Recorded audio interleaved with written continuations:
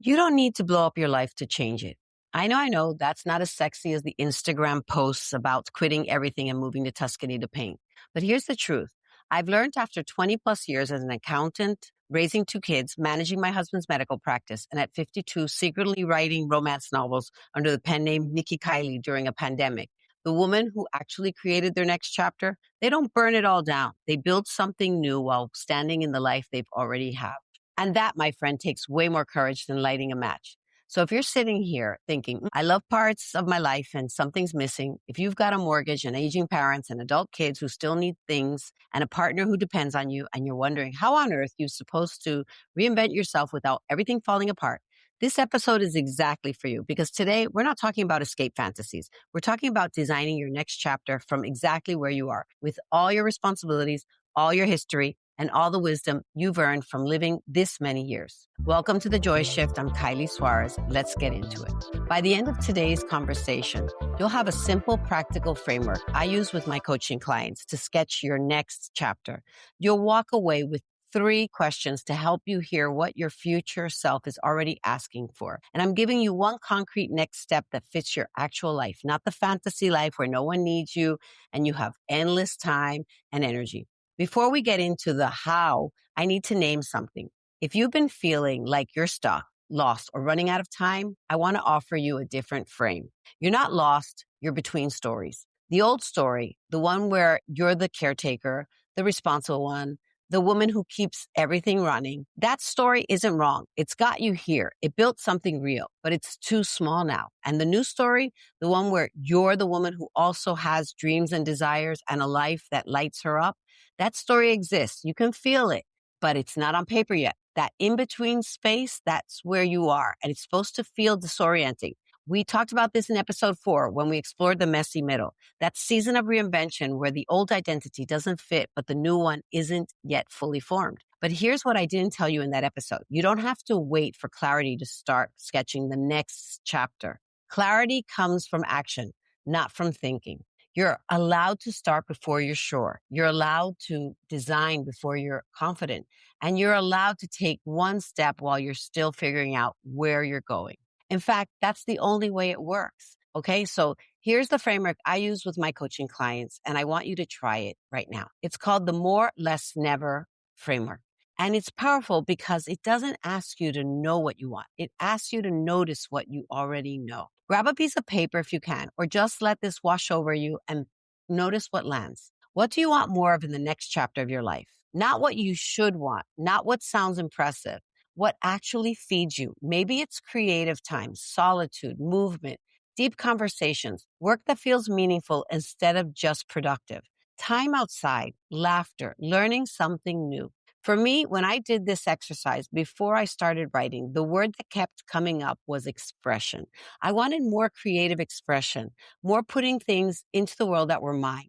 I didn't know that meant romance novels yet, but my body knew I was starving for something that wasn't just solving other people's problems. What do you want more of? What do you want less of? This one's usually easier, less rushing, less saying yes when you mean no, less managing everyone else's emotions, less invisible labor that no one notices, less performing competence when you actually exhausted. Be honest here. No one's watching. What's draining you that you have to? What's draining you that doesn't have to? This is one that surprises people. What are you absolutely done with? What's the thing you've been tolerating for years that you finally know you will never tolerate again? Maybe it's working for someone who doesn't respect you. Maybe it's apologizing for taking up space. Maybe it's pretending to be smaller than you are so other people feel comfortable. For me, my never again was hiding my ambitions, hiding my creativity, keeping things secret because I was afraid to be judged. I spent almost a year hiding my writing, never again. Here's why this exercise works. It doesn't require you to know the answer. It just requires you to tell the truth about what you already feel. Your more tells you what direction to face. Your less tells you what to start releasing. And your never again tells you where your non-negotiable boundaries are.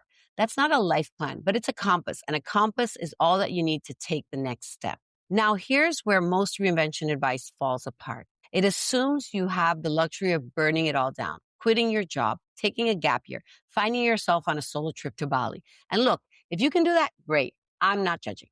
But most of us, we're designing our next chapter while living our current one. We're building while we're maintaining. We're dreaming while we're commuting and cooking and paying bills and showing up for the people who count on us. And that's not a limitation. That's called being a grown woman with a real life. So let me tell you how I actually wrote my first book. I didn't quit anything. I didn't announce it.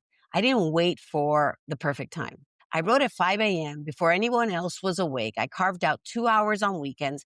I built something new in the cracks of my existing life. And you know what? That approach, the quiet strategic, both and approach, is actually harder than blowing it all up.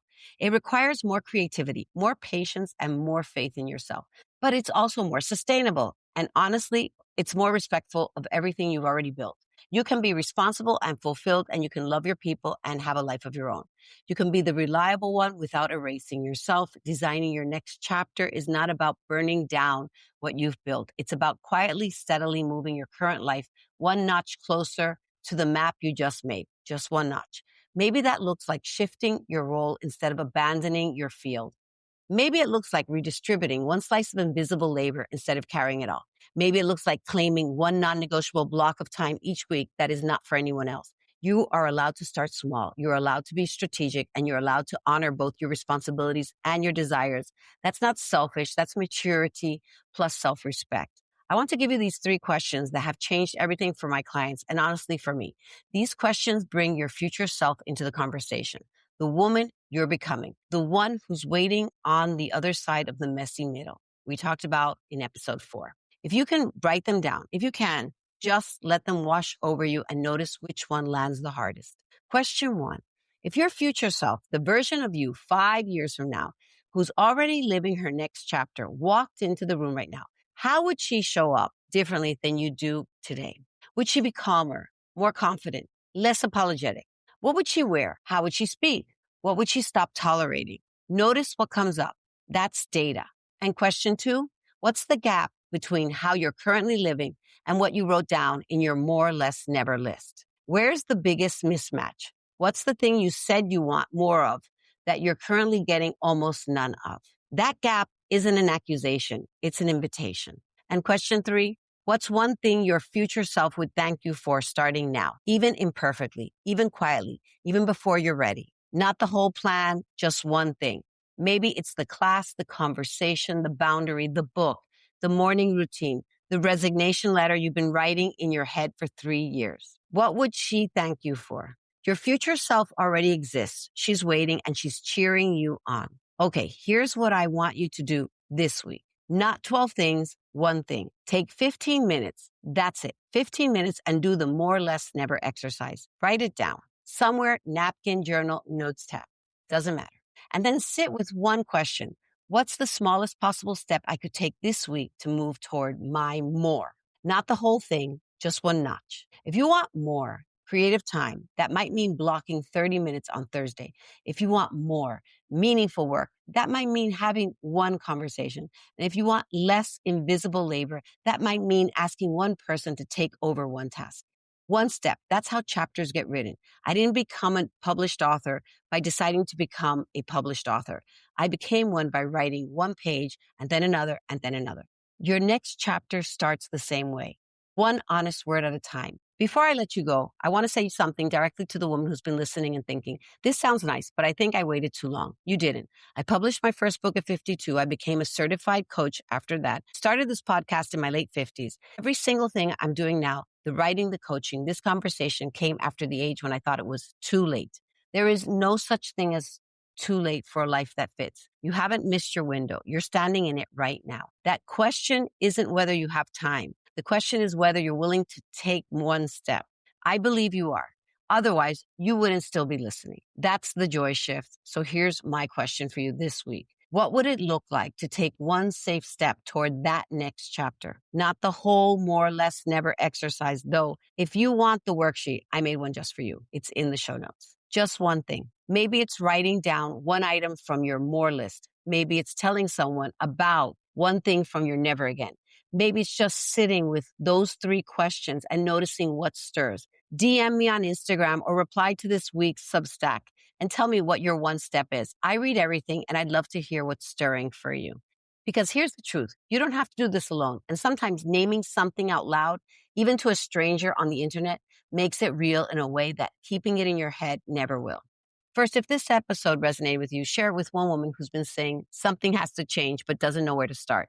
This might be exactly what she needs to hear. Second, if the joy shift has meant something to you, leave a review. Those reviews help other women find the show when they're searching for exactly this kind of support.